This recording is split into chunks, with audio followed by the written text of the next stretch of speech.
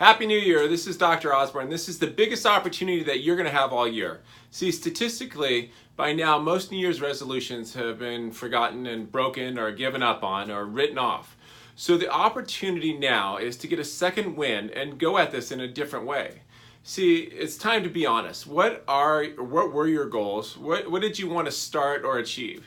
I mean, you really got to anchor into the why. Why did you make those goals? Have those thoughts and desires for change? See, you got to feel the emotions that initiated these goals. Be real and truthful with yourself about where you are right now, where you've been, what you've been through, and especially where you want to go and why.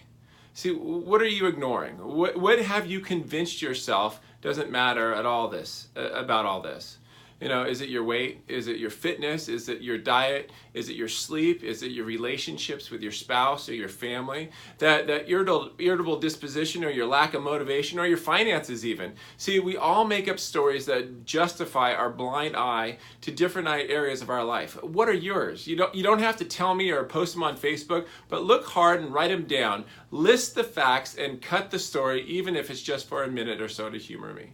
See, when the stories come up like, I've always been overweight, or I can't make meal plans because of my kids or my husband or wife doesn't support me, and I don't have time, my sleep sucks due to the kids waking me up, or I just don't have the money, or I have health issues, it runs in my family, etc., etc., etc. List out 3 reasons why you can do everything.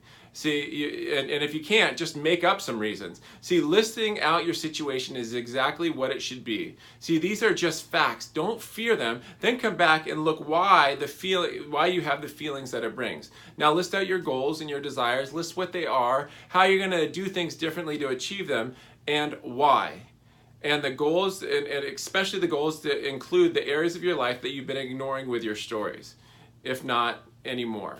So what do you need to start? What support structure will you need? What coaching or direct assistance?